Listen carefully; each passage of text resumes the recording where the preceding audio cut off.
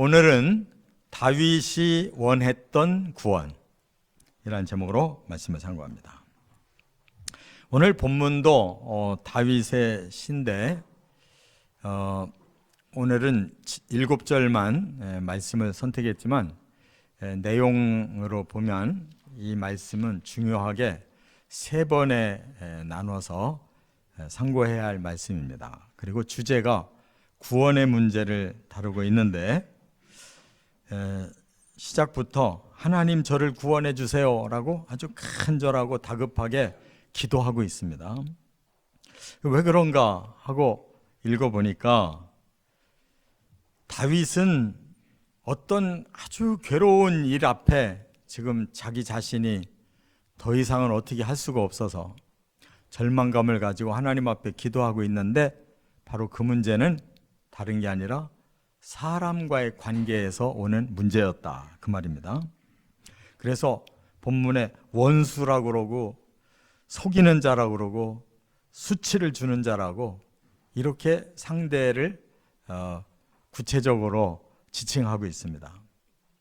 그렇다면 사람 간의 이 관계가 틀어지고 또 서로가 원수가 되고 상대를 막 속이고 상대에게 온갖 수치를 끼치려고 하는 이러한 문제를 다윗이 언제 겪었을까라고 추정을 해보게 됩니다. 크게 두 번의 사건이 있는데 첫 번째 사건은 다윗이 어렸을 때 사울 왕에 의해서 그렇게 20대의 10여 년을 완전히 아주 피해서 계속 도망다니는 인생을 살 수밖에 없었습니다. 근데 또 한 번 기억나는 일은 이제 인생 후반에 늙음하게 바로 셋째 아들 압살롬이 백성들의 마음을 훔쳐서 쿠데타를 일으키고 워낙 강력한 쿠데타여서 다윗이 황급하게 도망을 가고 그리고 도망을 가는 중에도 백성들 일부는 막 나와서 비난을 하고 이렇게 처절하게 부서지는 경험을 했었습니다. 그런데 오늘 이 내용을 쭉 읽어보면 어렸을 때보다는 이 후반 늙음하게 아들과 그 백성들의 쿠데타 때문에 너무나 큰 고통받은 것이 이 본문의 그 시를 쓰게 되는 아마 그 상황이 아니었나 이렇게 생각이 됩니다. 그런데 사람들이 살아가는 동안에 고난 없는 생애가 없지만은 대체로 보면 이제 삶이 뭔가 꼬이기 시작합니다. 그래서 직장도 사업도 막 꼬여서 물질 문제가 너무 심각하면 이것도 보통 문제가 아니고 또 살다 보면 생각지도 못한 병이 생겨가지고 완전히 그냥 몸을 망치고 정말 죽을 것 같은 절망을 느끼기도 합니다. 그런데 다윗의 이 지금 상황과 또 하나님께 구원해 달라고 하는 이 구원은 상당히 영적인 것입니다. 그래서 그가 재산의 문제나 몸의 문제가 아니고 이 사람과의 문제인데 그것이 바로 한쪽은 선하고 한쪽은 악하고 한쪽은 의롭고 한쪽은 불의하고 그래서 바로 하나님의 이 영적 공동체에서 일어나는 갈등입니다. 단순한 그런 정신적인 갈등이 아니에요. 이것은 영혼의 너무나 심각한 문제를 달고 있다 그 말이에요. 그래서 우리의 그 구원은 사실상 이러한 문제로부터 구원받는 거예요. 우리의 몸의 문제, 우리 물질 문제는 아무리 우리가 구원을 받으려고 해도 이 땅에서 못 받습니다. 왜? 하나님은 예수님을 보내서 영혼부터 우리를 구원하기를 원하시는 거예요. 그리고 우리의 육과 물질의 문제는 바로 예수님이 다시 오시는 날 우리를 부활시켜서 구원을 해결해 주시는 줄로 믿으시 바랍니다. 그래서 물론 뭐 필요한 돈도 있어야 되고 또 필요한 건강도 있어야 됩니다만은 완벽한 구원은 바로 하나님 나라에서 이루어질 거예요. 근데 오늘 다윗이 그렇게 고심하는 이 영적인 문제, 우리도 똑같이 바로 이 신앙생활을 통해 이거 해결해 가야 된다 그 말이에요. 다윗은 세 가지로 하나님 앞에 그 구원을 간구하고 있어요. 첫 번째, 1절부터 3절에 보면 공의롭게 심판해 주시는 것이 구원입니다 라고 지금 고백하고 있는 거예요. 왜 그럴까요? 사람이 이해가 되는 부분이 있는데 이해가 안 되는 그 너머의 문제까지 지금 벌어진 거예요. 그래서 하나님이 세우신 공동체인 이스라엘이 이렇게까지 타락하고 깨어지고 사람들이 망가지는 것을 보고 너무나 안타깝고 또 자신이 세워진 그 인격과 그 명예가 하루아침에 다 망가뜨려지고 더구나 아들에게, 더구나 사랑했던 백성들에게로부터 당할 때 그는 너무나 마음이 아팠고 억울했던 거예요. 그래서 하나님만이 공의로우시기 때문에 공의로운 판결을 하나님 해 주십시오 라고 기도함으로 그 공의에 속하는 구원을 받기를 원한다는 걸 우리도 다 깨달아야 될 줄 믿습니다. 그래서 한번 2절을 같이 읽어보겠습니다. 나의 하나님이여, 내가 주께 의지하여 싸우니 나를 부끄럽지 않게 하시고 나의 연수들이 나를 이겨 개가를 부르지 못하게 하소서. 무엇보다도 지금 당장 해결되고 싶은 건 저는 지금 너무 부끄러운 상태에 빠졌습니다. 저 원수들이 나를 완전히 짓누르고 자기들은 성공하고 승리했다고 개가를 부르고 있습니다. 하나님, 이게 도대체 어찌 된 일입니까? 누가 올바른 겁니까? 라고 지금 말하고 있다 그 말이에요. 그렇기 때문에 자기 자신이 이 부끄러운 수치가 벗겨지고 또 그 악한 자들의 그 승리와 또 개가가 사라지려면 하나님이 나서서 정말 누가 의로운지 하나님이 판결해 주시고 또 심판해 주셔야 해결됩니다 라고 지금 하나님께 말씀을 드리고 있는 거예요.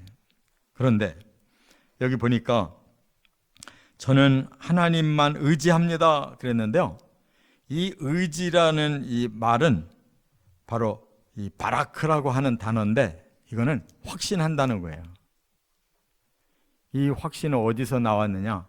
그동안 하나님 중심으로 살은 이 다윗에게 자기도 모르게 생긴 영적 확신이에요. 그 말은 무슨 말입니까? 이렇게 환난이 벌어졌을 때 생각해 보지 않았겠어요? 혹시 내가 벌 받을 짓을 했나? 사람은 환난을 당하면 자기를 돌아보게 돼 있어요. 내가 이대로 하나님께 징계를 받고 끝나는 거 아닌가? 이런 두려움을 가지고 기도해 봤습니다. 그런데 그게 아니에요. 아무리 양심껏 또 율법을 통해서 자기를 돌아봐도 그게 아니라는 거예요. 그 말은 뭐냐? 이건 하나님 앞에 나의 문제가 아니고 바로 저 원수들의 문제구나. 저들이 악해서 이렇게 됐구나.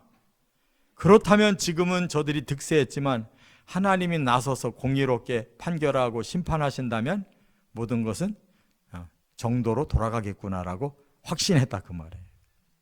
여러분, 우리 예수 믿는 사람이 무조건 하나님의 사랑과 돌보심을 받는 거 아닙니다. 우리도 어려움 당할 때 이것이 의의 고난인지 징계인지 깨달아야 되는 거예요. 무조건 하나님 내 편이라고 하는 미신의 신앙을 가지면 안 돼요. 하나님은 올바른 자의 하나님이지 예수 믿는다고 신자 됐다고 무조건 감싸는 하나님 아니라는 걸 깨달으시 바랍니다. 그렇기 때문에 여기 1절에서 여호와여 나의 영혼이 주를 우러러보나이다. 이 말은 뭐냐면 우러러본다는 것은 내가 앙망한다는 뜻인 것 같은데 사실 그 단어 에서라고 하는 에사라고 하는 단어는 그게 아니에요. 그냥 하나님께 나를 드려버립니다 이런 뜻이에요. 하나님 처분에 맡깁니다 이런 뜻이에요. 이게 신앙인의 태도인 거예요. 항상 내 중심으로 신앙생활하는 사람은 뭐가 필요한 거 있으면 막 하나님께 찾고, 필요한 거 없으면 그냥 자기 멋대로 사는 거, 이건 종교인이에요. 하나님을 이용하는. 그러나 참 신앙인은 하나님께 나를 드려서 하나님 처분대로 저를 하나님께서 판단하는 대로 저는 주님께 순종하겠습니다 이런 뜻이에요. 그렇기 때문에 하나님께 영혼을 맡길 테니 하나님이 판결해 주셔서 제가 옳다면 저의 수치를 풀어주시고, 제가 잘못됐다면 제가 회개하고 징계를 감수하고 주님 앞에 바로 서겠습니다 이런 말인 것을 깨달으시기 바랍니다. 그렇기 때문에 자기 자신이 그렇게까지 죄를 짓고 지금 잘못된 상황이 아니라는 것을 확신했을 때 하나님 앞에 이제는 하나님께서 판결해 주셔서 악한 자를 하나님께서 막아주셔야 되고 의로운 자를 하나님께서 다시 보호해 주셔야 이게 구원 아니냐 이 말이에요. 할렐루야.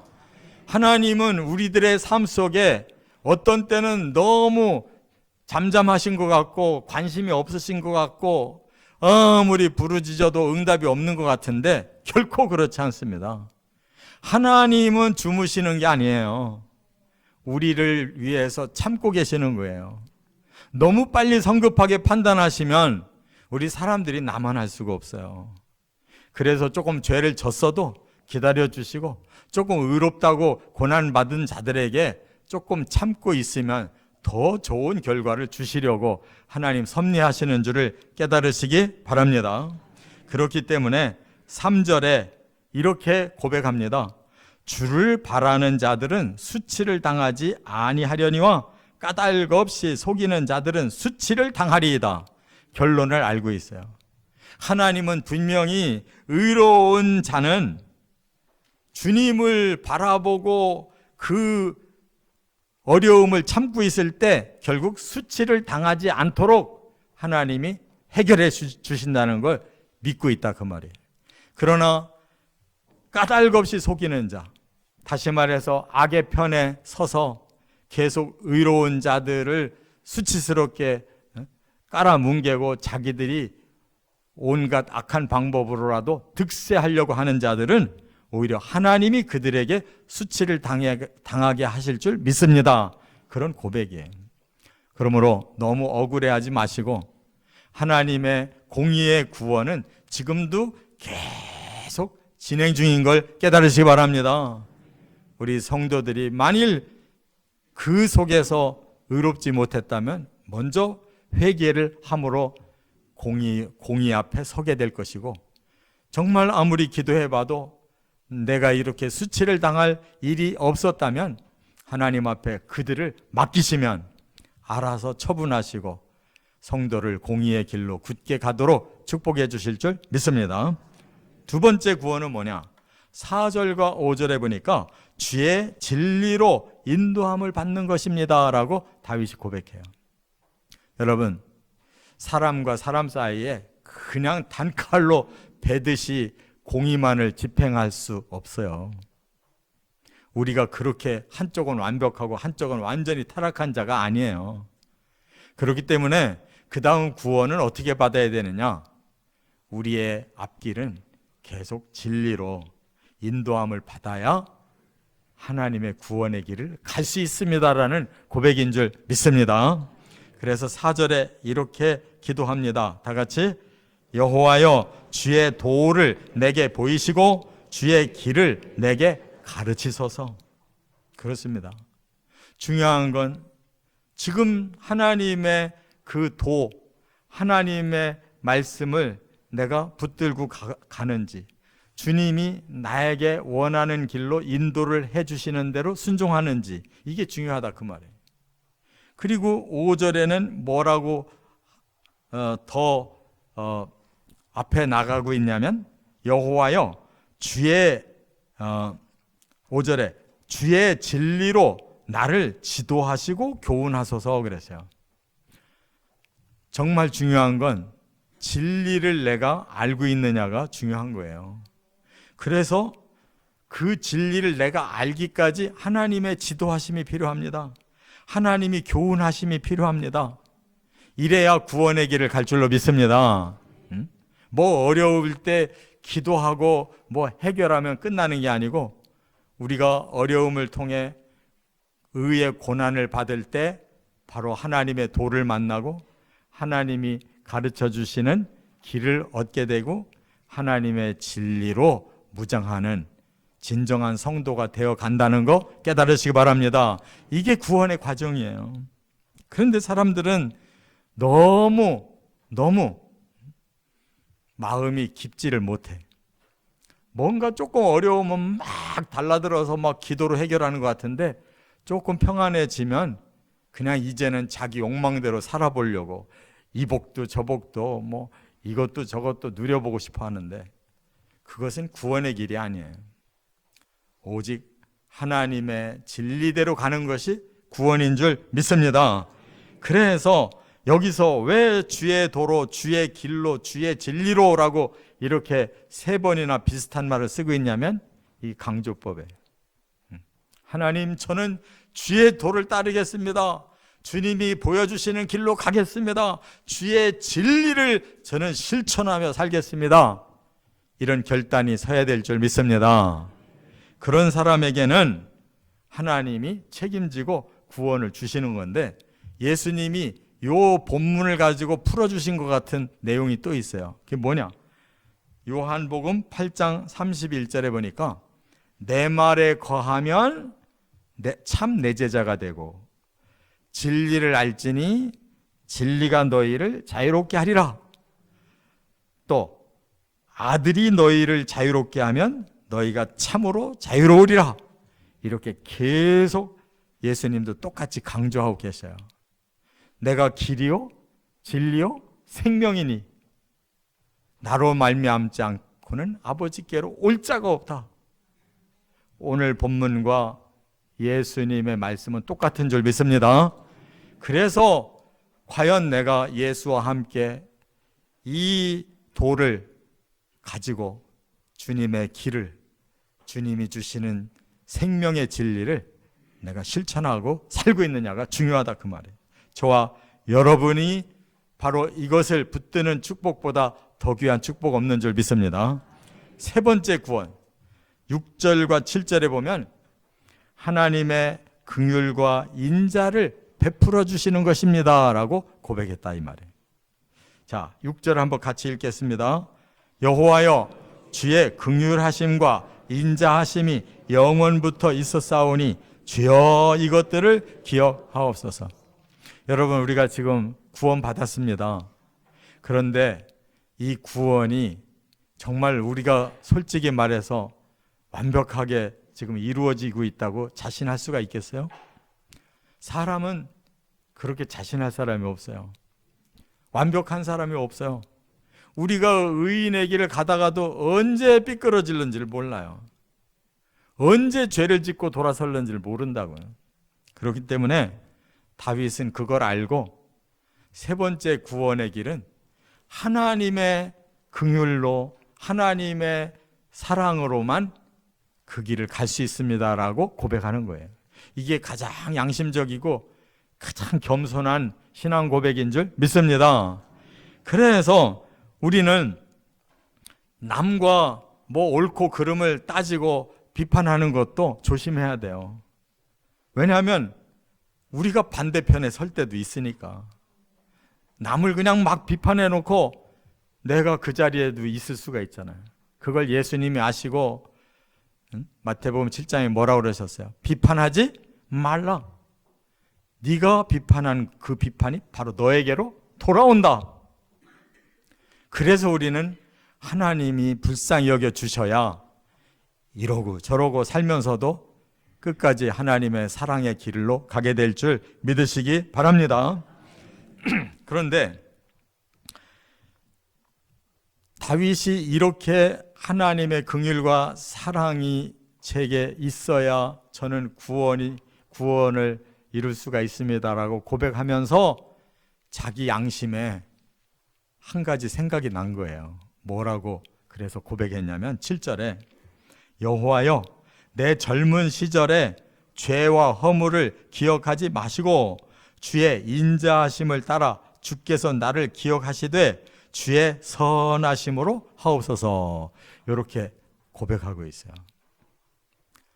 하나님의 긍휼과 사랑이 아니면 저는 못 갑니다 라고 과거에 경험이 있었기 때문에 지금 이 말을 했는데 그 말만 하고 가만히 있자니까 좀 양심이 좀 부끄러웠던 것 같아요. 그래서 아예 고백을 해버려요. 제가 젊었을 때 하나님 앞에 죄짓고 허물을 남긴 거 하나님 기억하지 마세요. 주님의 그 사랑의 길을 저는 따라가고 싶은데 그때마다 하나님 저에게 선을 베풀어 주셔야 제가 가능합니다. 이렇게 말한 거예요. 왜? 사람은 언제 또 죄질지 모르니까. 하나님이 선하셔서 착하셔서 용서해 주고 참아 주시고 못 본 듯이 덮어 주시고 해야 우리가 그 긍휼과 사랑으로 갈 수 있기 때문에 할렐루야. 바로 우리는 다윗과 같은 그러한 죄와 허물이 있다 이 뭐예요. 여기서 왜 죄와 허물이라고 말했느냐? 여기 중요한 단어이기 때문에 말한 거예요. 죄는 히브리 원어로 하타트라고 그래요. 근데 이거는 시작하는 방향을 말하는 거예요. 방향이 틀려 먹은 거예요. 그래서 죄라는 그 구렁텅이로 우리가 들어가요. 그 다음에 허물은 뭐냐? 그로 인해서 하나님의 법을 위반한 흔적이 남은 거예요. 죄과가 우리에게 하나 둘 자꾸 쌓이는 거란 말이에요. 그래서 다윗은 두 개를 다 고백하지 않을 수가 없어요. 제 마음이 삐끄러져 가지고 죄졌고 제 행위가 잘못된 길을 걸어갔기 때문에 그 죄과 허물이 남아 있습니다. 이 두 가지 다 하나님 해결해 주시지 않으면, 그냥 하나님이 선하게 덮어주지 않으면 저는 구원의 길에서 더 이상 못 갑니다. 그 뜻인 줄 깨달으시기 바랍니다. 얼마나 진솔한 소원이냐고. 우리의 모든 죄를 그래서 불쌍히 여겨주시고 그래서 사랑으로 대신 십자가를 져주신 줄로 믿습니다. 이렇게 다윗의 구원은 영적인 거예요. 오늘 우리들이 지금 날마다 겪고 있는 문제라 이 말이에요.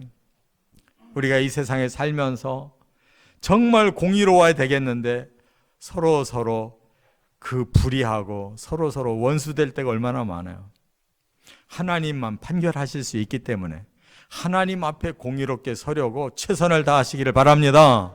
그리고 우리 힘으로 안 돼요. 진리를 깨닫고 진리의 힘으로 끝까지 갈 수 있고, 그리고 진리를 아무리 우리가 실천한다 할지라도 부족해요. 왜?